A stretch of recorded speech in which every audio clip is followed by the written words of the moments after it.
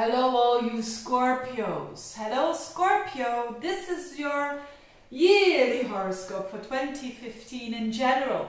If you've got a Scorpio rising sign or a sun sign in Scorpio or some planets, some personal planets in Scorpio, then this is applying for you. Now I'm going to have a look at the slower planets as from Jupiter up until Pluto, and have a look at what they are doing in your chart. And no more solar eclipses in your sign, and no more your ruler Mars going retrograde. So remember last year your Mars went retrograde, so it means a slowing down, and already having had Saturn in your sign, for a lot of Scorpios, they're now getting out of that slow energy. So that is good for a start. So of course Saturn was in your sign last year, and as from December it's not in your sign anymore. But there's only a very tiny little group of people who will still feel Saturn in their sign during the period of June up until September. August, September, because Saturn will go into Scorpio again at 28 to 29 degrees. So if you've got planets there, or a birthday around, hang on a minute, around the very last degrees, so 21st or 22nd of November, if that's your birthday, then it's only for these people that they will feel still that Saturn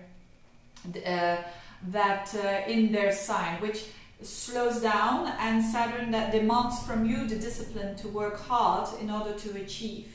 So for those of you who still have got those planets there, keep on going, keep on working hard.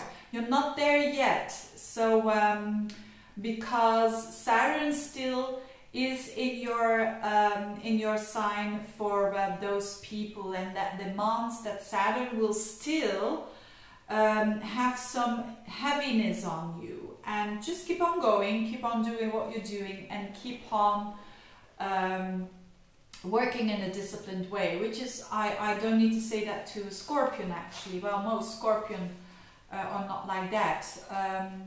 Or maybe if you've got some planet in Sagittarius like Venus or Mercury, that could add to a bit more the fire side of you. But most Scorpions, they know that they need to work hard to accomplish something in life. And this is going to be a bit of a team, because Jupiter is also going to square Saturn. And that will be also around that time. And Jupiter is a planet of expansion, and Saturn is a planet of restriction. When you have that in a square, it means that you need to give up something in order to get something else. So it has a price, you could say. But as I said, that's only for a small part of you Scorpios out there. For mostly of you, Saturn is out your sign, which means that, and I've seen a lot of Scorpios who have really become even more strong than they already are. Scorpio is a very strong sign. Even if you just have your Mercury, for instance, in Scorpio, it also shows that your mind is strong. But it's a strong sign in that way that it has worked hard to redefine itself. So Saturn is about structure. It's and that the last couple of years you had a lot that you've deleted out of your life, and so now is you've been rebuilding your life, you could say, and there comes a bit more lightness in 2015, surely. And the lightness will be brought to you especially by friends, and especially by you, how you express yourself, how you relax in a spontaneous manner. That's not always easy for a Scorpio, because Scorpio is not a spontaneous sign. That's something for the Aries or for the other fire signs. And doesn't mean to say that that's wrong. It means that a Scorpio is, you know, more in control.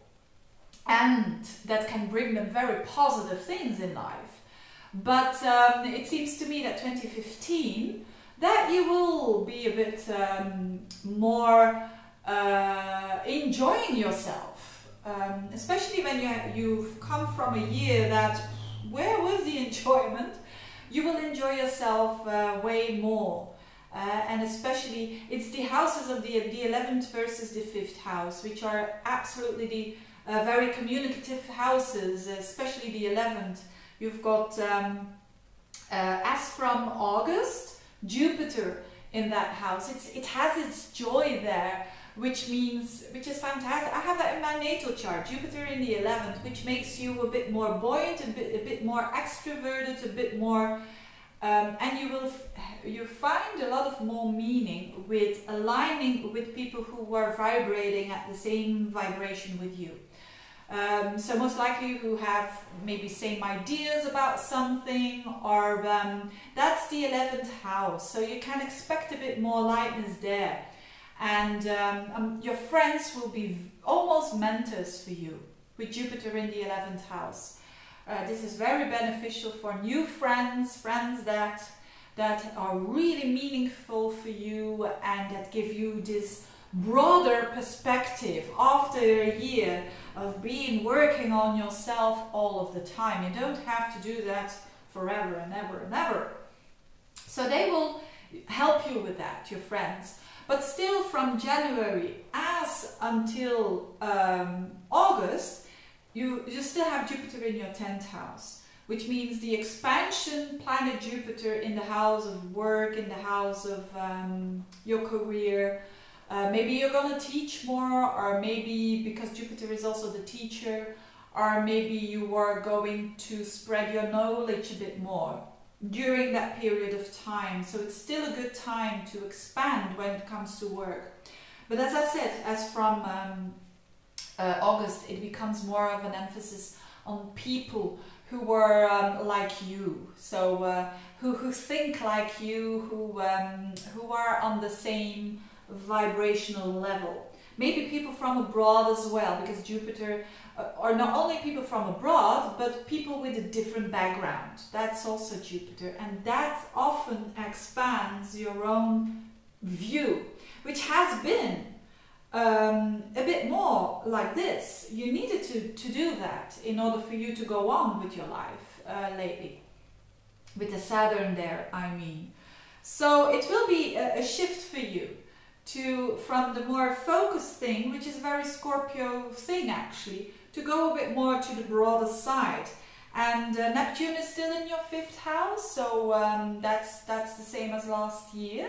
So you can, if you relax, if you enjoy, bring Neptune with you. And Neptune can be music, can be plays, can be theater. You will still enjoy that, and maybe in a company with friends, because Jupiter and Neptune make a connection. It is in an opposition. For those who are single, it is really important to go out there and to not lock yourself up, and to broaden your world. And I think Scorpios are going to do that anyway. So, because it's likely that you could meet someone, especially with this Jupiter-Neptune, which is very expansive energies in those, the 5th house is where romance starts. So that could be the case. Now, and also for people who are in a relationship, things are probably going to be a bit easier than it was, because you had Saturn in your 1st house. So not for the ones who I mentioned, those 28, 29 degrees. They're still going through that phase of the challenges as well with you versus someone else in your life. Because if Saturn is with you in the 1st house or in the 7th, it is also testing times with you in your connections with others. But for most of you, Saturn has shifted into your 2nd house, and the emphasis on that testing times with relationships can be gone, because you made your decision.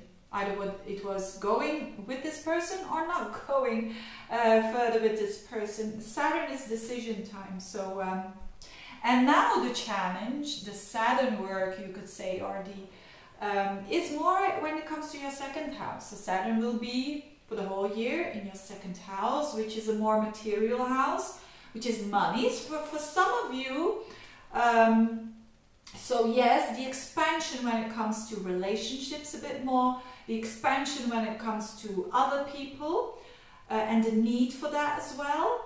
But on the other hand, the hard work will be done, I think, on maybe income wise. So maybe you need to work a bit harder when it comes to your income, or you have a bit more expenses and therefore you're a bit more shorter of money. Could be the case. So the best thing to do is just look at your financial situation. Don't put it under the table, because Saturn is demanding you to look at it in a mature way, in a serious way. And you're a Scorpio, you like to be serious. So I don't think that will be that much of a trouble. It's not, Saturn has shifted into a house that is not cardinal, that is not a key area of your life. So that's why that will have a bit more lightness.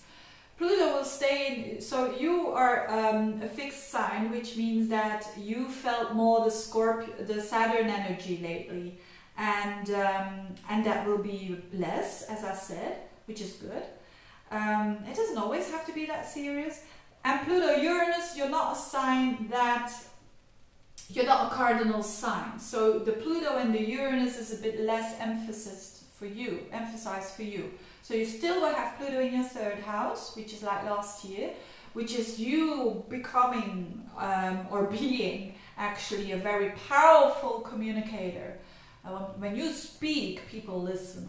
That's the Pluto in the third house. You transform in your communication, or maybe your relationship with your siblings have changed, has transformed. And Uranus in your sixth house. This is interesting as well, because this is the house of not only your day-to-day work, but also health. So where Uranus is, there's a bit of sudden changes that can come along. So there can be a sudden change in work. Maybe all of a sudden there's a new job, or you change jobs, and the job will relate more to Uranus, which is a bit more unusual. Which is maybe a bit more, what is unusual? I mean nothing that is mainstream, so not the 9-to-5 job.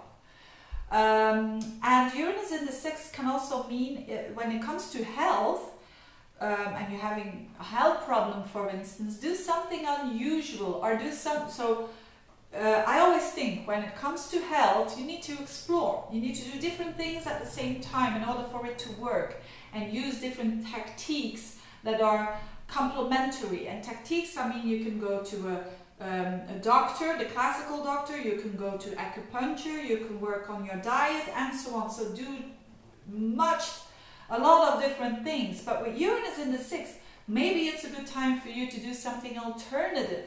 And what is alternative? That can be, you know, not the classical